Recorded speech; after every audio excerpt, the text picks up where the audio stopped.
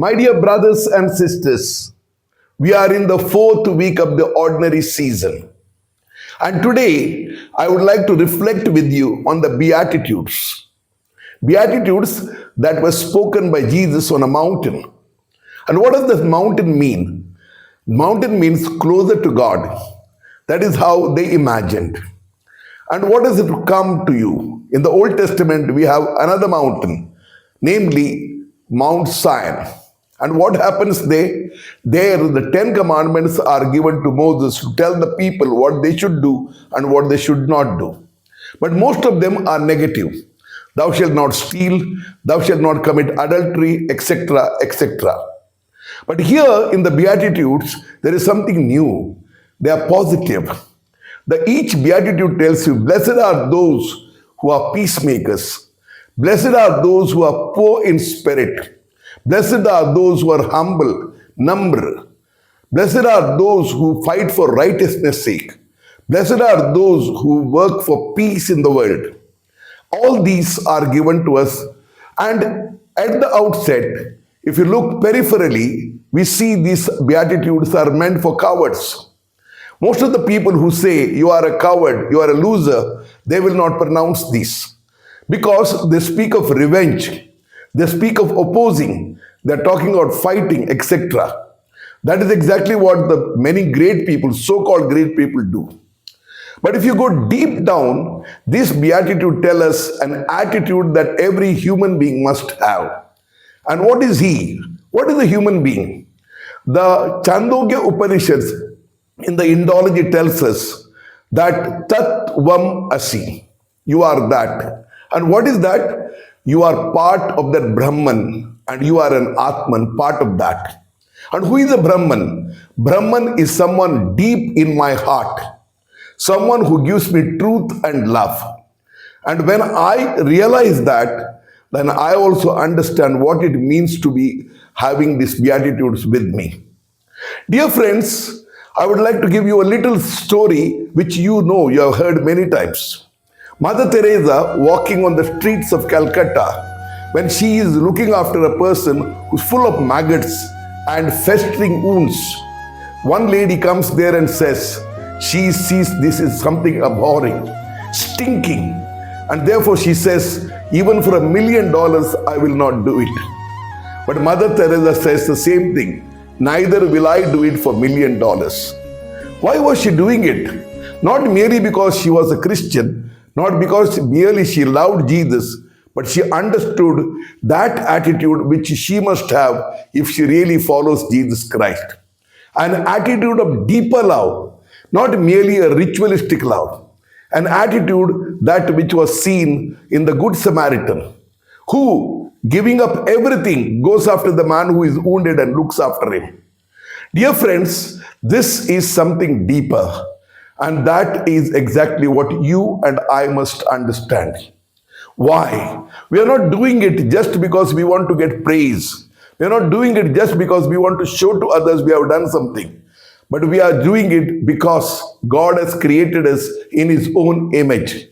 And what does that mean? For God is love. God is the one who serves others. God is the one who calls us to be deeper love than any other persons. We don't live a peripheral life. We live a deeper life. And that is difficult, but not impossible. And that is exactly what the kingdom of God really means. That is why Saint Matthew tells us, if you are a disciple of Jesus Christ, this is not something against humanity, but is very much positive.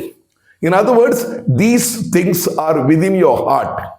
मेरे प्यारे भाइयों और बहनों, जब हम इन Beatitudes के बारे में सोचते हैं, कभी कभी हमें ऐसा लगता है ये केवल कायर लोगों के लिए है, असली लोगों के लिए नहीं है। क्योंकि हम दुनिया को जो देखते हैं वो केवल सब कुछ बटोरना चाहते हैं, अपने लिए जीते हैं, दूसरों के लिए नहीं जीते हैं। और इसीलिए अगर आप विनम्र बन जाते हो, आप अगर लोगों के लिए काम करते हो, लोग कहते हैं इसमें तुम्हें क्या मिलेगा, वही बात मदर तेरेसा को उन्होंने कहा था। और असलियत यह है, हमें कुछ नहीं मिलेगा, लेकिन वह सेटिस्फैक्शन मिलता है जो कोई और दे नहीं सकता है। That satisfaction which really satisfies my soul, that is exactly what it is. that in a deeper aspect of my spirit, then I will be able to do good to others without any praise and without wanting any reward at all. For my reward is doing good in itself. Those are the Beatitudes. Dear friends, if we can understand this, then we will know that we live an authentic life. A life which you and I must live if I must find deeper joy and peace in my heart. Not only for others, not only by serving others and getting praise for them, but I know that I have lived a human life. For Jesus comes to tell us insaniyat, how to be like a real human being. For that is exactly what we did in Saniyat, namely the incarnation. Incarnation is not merely God becoming man, but telling us to be like Him who comes to serve, who comes to give joy. And that is exactly what it is. So let us therefore, when we go back, let us slowly think about it, pray over it, try to understand it. Am I living a real, authentic Christian life or authentic human life for that matter? If I do, then I am in line with so many great people like Mahatma Gandhi, like Nelson Mandela, like many others who risked everything to follow in the footprints of these Beatitudes, which become a new attitude for them. That is exactly real life, authentic life. Thank you and God bless you. Blessed are the poor in spirit, for theirs is the kingdom of heaven. Blessed are they that mourn, for they shall be comforted. Blessed are the meek, for they shall inherit the earth. Blessed are they which do hunger and thirst after righteousness, for they shall be filled.